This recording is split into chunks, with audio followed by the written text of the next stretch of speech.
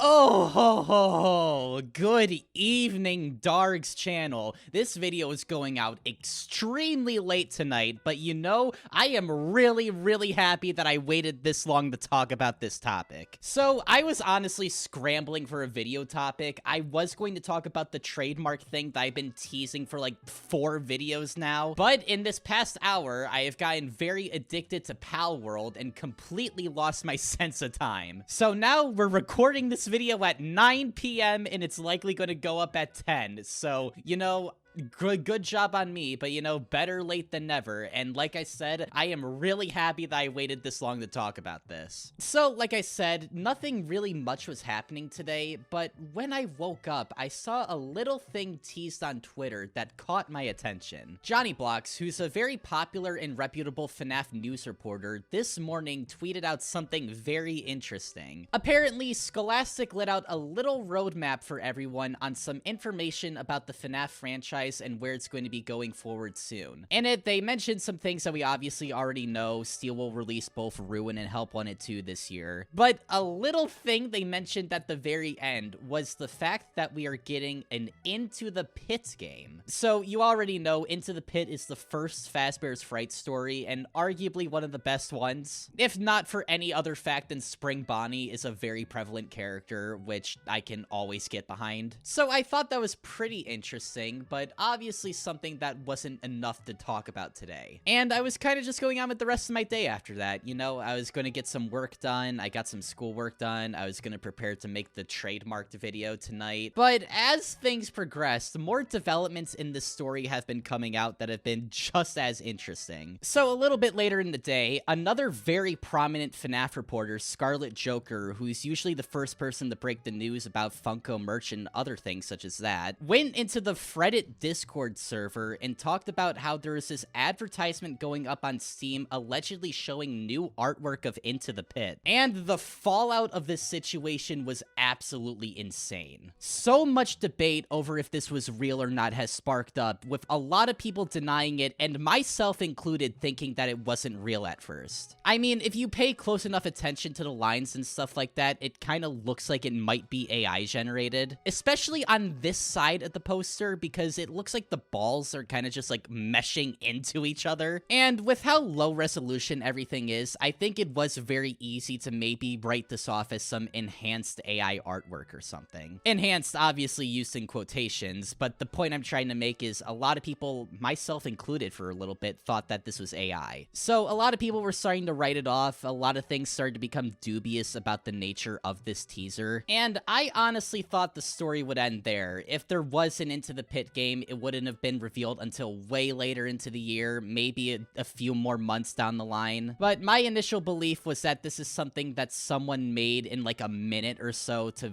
ride off the hype of everything that was going on with that Scholastic post. And that's where I thought the story was going to end. That was until we made an insane discovery. So about an hour ago, a Twitter account called Habit Blackberry ended up posting a bunch of leaks regarding this new game. And at first, I thought this is something that people got their hands on maliciously, but nope! If you were to have searched the name of the company making this game and Into the Pit at the same time, you would have gotten all the information about it that you needed. No joke, no strings attached. This is once again another example of a company that Scott Cawthon hired to make a project for him, just completely leaking everything prematurely. I feel so bad for this man. This is the second time in the span of a month that this has happened. Just a month ago, we had the whole FNaF survival crew thing, and then this happens right now at the beginning of the year. By the time I'm recording this, Scott Cawthon hasn't made a response yet, and he probably will very soon, if not later tonight. But I did really want to talk about this first, so I'm gonna rant about it for a little bit more. Never mind, actually. I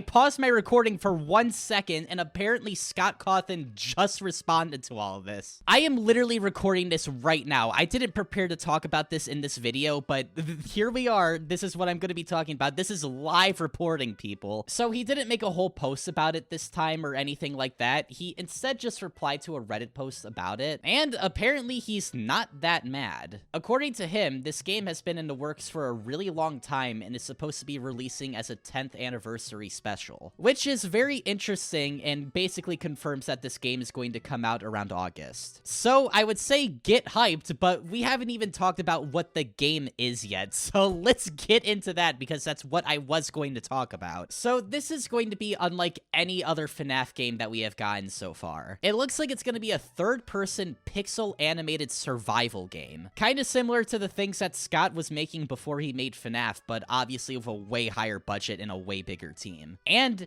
if I am being completely honest, this game looks absolutely beautiful. A whole trailer got leaked for it, and I'm not going to play it here just because I don't know how much of this I am actually allowed to show, but you can easily find it online, so if you want to go looking for it, now's the time because it's probably going to be very, very easy to find. It shows off some really good pixel art as well as some gameplay that seems to be isometric as well as side-scrolling, and everything from the story that we can see seems to be translated perfectly as well. There was a lot of really cool shots in the trailer, and apparently there's supposed to be this mechanic where you can hide in a Golden Freddy suit, and this scene in particular, along with a lot of the other environments in this game, really reminded me of this canceled FNaF fan game called Project Box, which I don't know if you guys remember, but this game was supposed to take place in the world of the novel trilogy, and it was supposed to be a fan continuation of the Twisted Ones before the Fourth Closet came out. And this game looked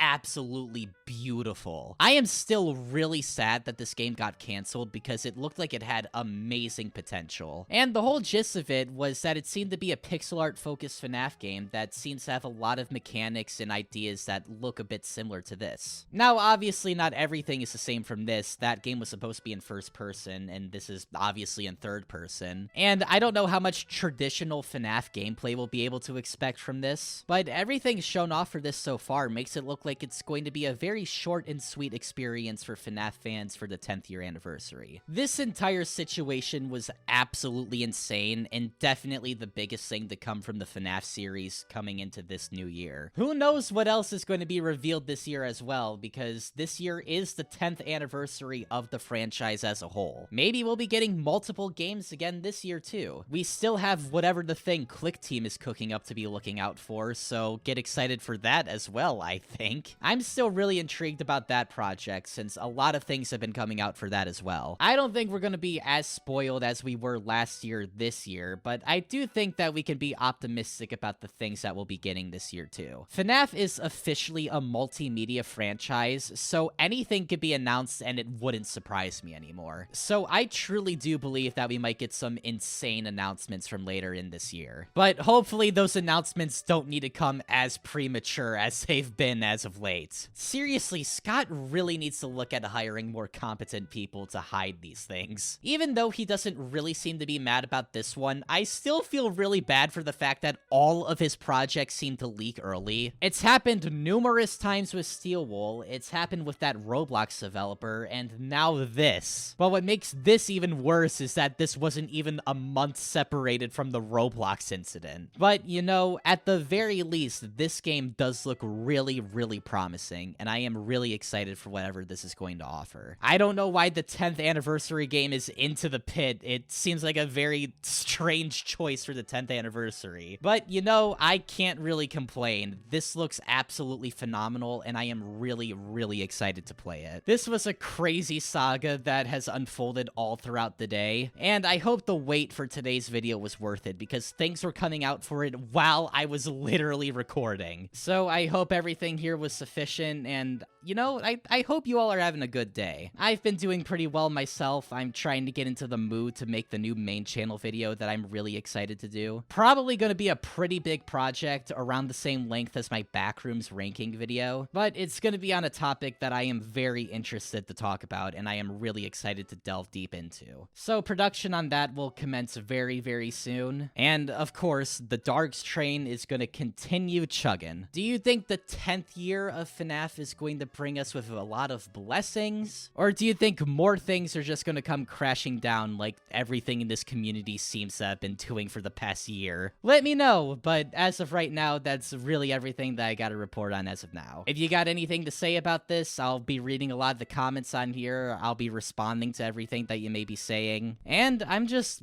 really happy to get back into the swing of things. Alright, enough of my blabbering now. I'll talk to you all later. I have been Dargz from the Dargz channel, and I'm going to go back to playing Pal World because holy shit, that game is addicting.